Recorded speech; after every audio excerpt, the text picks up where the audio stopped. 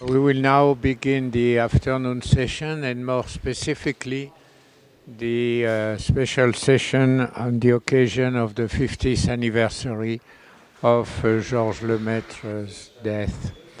The first speaker is Stephen Hawking, who will speak on the origin of the universe.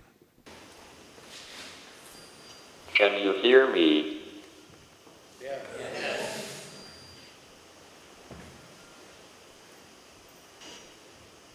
Hubble's discovery of the expansion of the universe was one of the most important intellectual discoveries of the 20th century, or of any century. It transformed the debate about whether the universe had a beginning. If one traces the motion of the galaxies back in time, they would all have been on top of each other about 14 billion years ago. Georges Lemaître was the first to propose a model in which the universe had such an infinitely dense beginning. So he, not George Gamow, is the father of the Big Bang.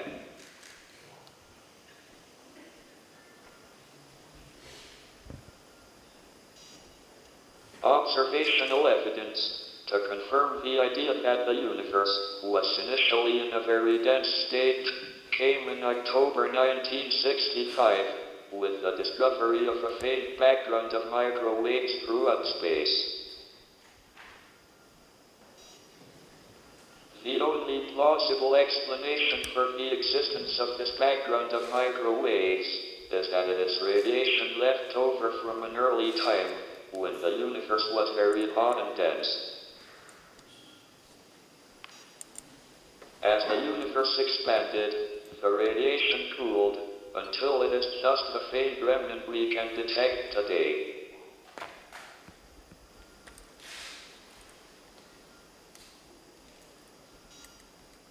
In order to understand the origin of the universe, we need to combine the general theory of relativity with quantum theory.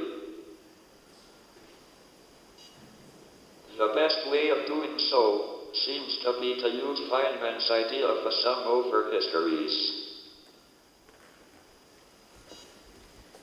Richard Feynman proposed that in quantum theory, a system gets from a state A to a state B by every possible path or history.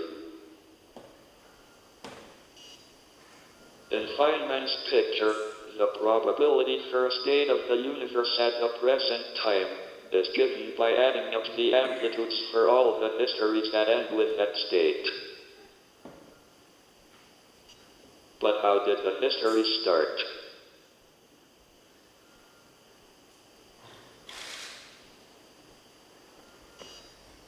It was at a conference in the Vatican in 1981 that I first put forward the suggestion that maybe time and space together formed a surface that was finite in size, but did not have any boundary or edge. Together with James Hartle from the University of California, I worked out what physical conditions the early universe must have if space-time had no boundary in the past.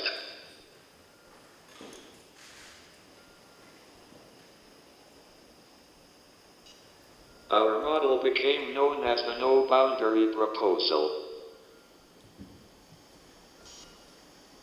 It says that when we go back towards the beginning of our universe, space and time become fuzzy and cap off, somewhat like the South Pole on the surface of the Earth. Asking what came before the Big Bang is meaningless, according to the no-boundary proposal, because there is no notion of time available to refer to. It would be like asking what lies south of the South Pole.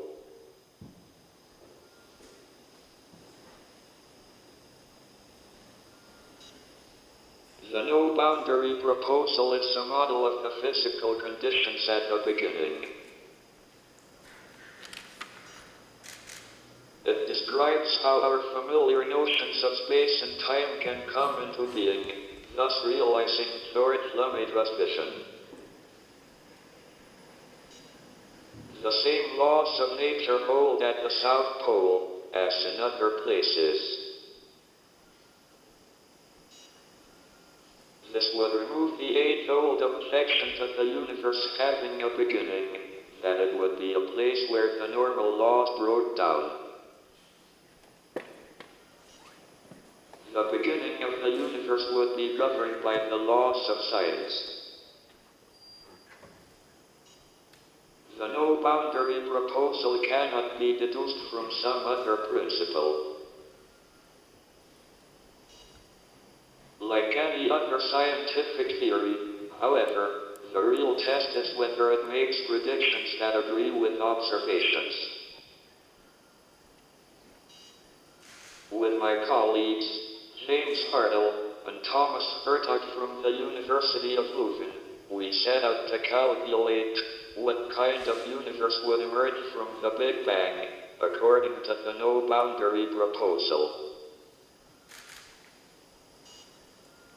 One of the most remarkable predictions of the no-boundary proposal, we found, is that it predicts our universe came into existence with a burst of inflation. Inflation is a brief phase in the earliest moments of our universe's history, in which space expands at an ever-increasing rate.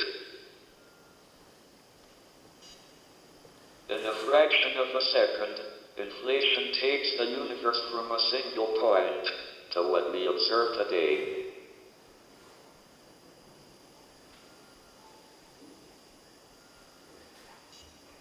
Unlike inflation in prices, inflation in the early universe is a very good thing. It produces a very large and uniform universe, just as we observe. However, it would not be completely uniform. In the quantum sum-over histories that are very slightly irregular, will have almost as high probabilities as the completely uniform and regular history. The theory therefore predicts that the early universe is likely to be slightly non-uniform. These irregularities would produce a characteristic pattern of small variations in the intensity of the microwave background from different directions. As successive generations of space telescopes have measured the microwave background radiation with increasing precision, this prediction has proved to be correct.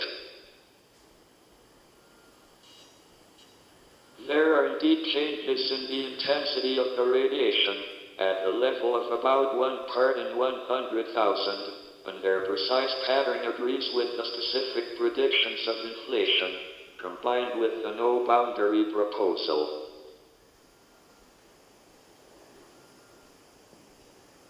The irregularities in the early universe mean that some regions will have slightly higher density than others. The gravitational attraction of the extra density will slow the expansion of the region, and can eventually cause the region to collapse to form galaxies and stars. So look well at the map of the microwave sky. It is a blueprint for all the structure in the universe. We are the product of quantum fluctuations in the very early universe.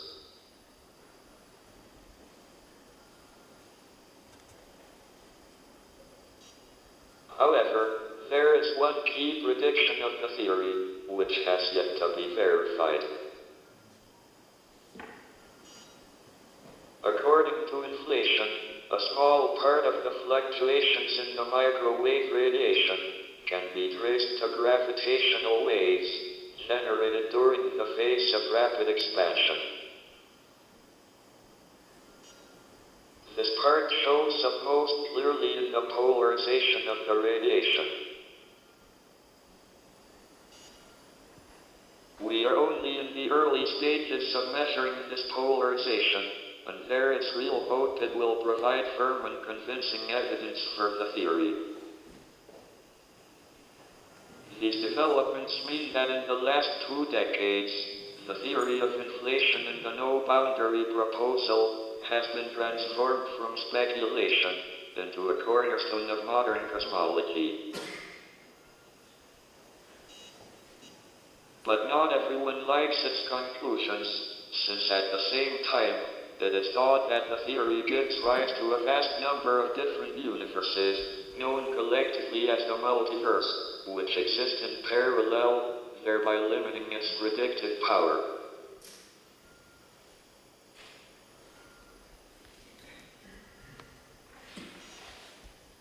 The multiverse arises in inflation from the same quantum mechanical effect that leads to the irregularities in the early universe, seen in the microwave background. This is because if one traces the universe's history backwards in time, deep into the phase of inflation, one can encounter a regime of eternal inflation. In eternal inflation, the quantum fluctuations in the energy density of the matter that drives the inflationary expansion are large. This can keep inflation going forever in some regions of the universe. Our observable universe would then become a local pocket universe, a region in which inflation has ended. Globally, the universe would have a highly complicated structure and would consist of infinitely many such pocket universes, separated from each other by an eternally inflating ocean. The local laws of physics and chemistry can differ from one pocket universe to another, which together form a multiverse. These different universes exist in parallel in the no-boundary proposal. If there is indeed an exceedingly wide variety of them, the theory will predict hardly any features of our own observable pocket universe.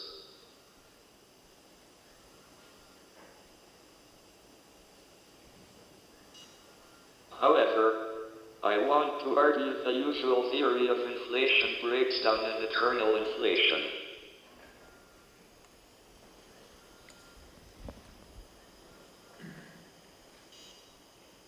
In the usual account of eternal inflation, which I just gave, one assumes an inflating background universe that evolves according to Einstein's classical theory of relativity. The quantum evolution of the fluctuations around this background is described using stochastic methods. Because the stochastic effects are large, it is argued eternal inflation produces an infinitely large universe that is globally highly irregular, consisting of a mosaic of pocket universes, separated by inflationary domains. However, this account is questionable, because the dynamics of eternal inflation wipes out the separation into classical backgrounds and quantum fluctuations that is assumed. To make progress, Hertog and I have recently studied eternal inflation from a different viewpoint. Our approach is based on the concept of holography in string theory. Holography says that Einstein's theory of gravity in space-time is equivalent, or dual, to a theory without gravity that is defined on the boundary of space-time. We have used holography to excite the face of eternal inflation in our past and replace it by a dual theory, defined on the global exit surface from eternal inflation. This amounts to a refinement of the no-boundary proposal, in which our universe does have a boundary in the past, that is at the threshold for eternal inflation. The dual theory defined on this past boundary provides an approximate description of the transition from the quantum dynamics of eternal inflation to a universe with classical notions of space and time.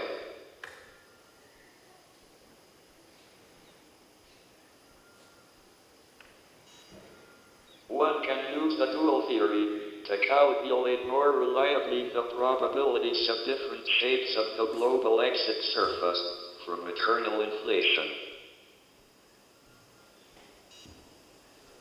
We find that the amplitude for highly irregular surfaces is much lower than what the old theory of eternal inflation indicated.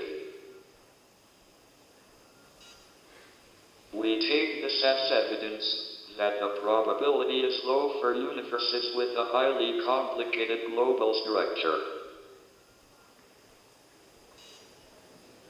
This raises doubts about the widely accepted idea that eternal inflation gives rise to an infinitely large universe that contains a broad variety of different pocket universes. Instead, we conjecture that the end of eternal inflation is reasonably smooth, leading to a much simpler universe, which is globally finite.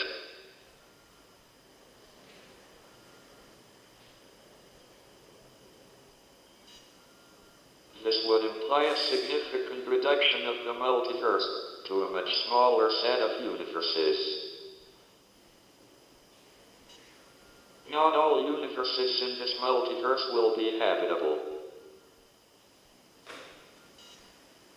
Some pockets are not sufficiently long-lived, and others do not develop large-scale structures, such as galaxies, that can potentially harbor life. We may not live in the most probable of all universes. Rather, we live in one where the conditions are favorable for complexity and the development of life. This basic fact signals a reversal from a Copernican worldview, according to which our place in the universe is in no respect special. In a multiverse, we play a part in selecting the universe's history. Our observations today give reality to what happened back then.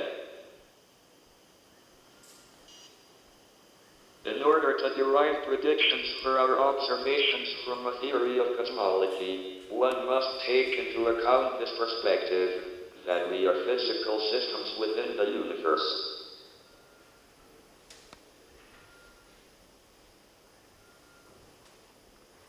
Thank you for listening.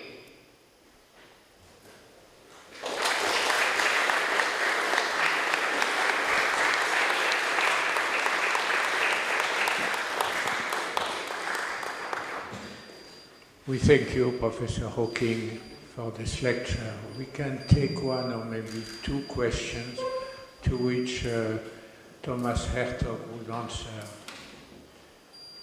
Would someone ask a question?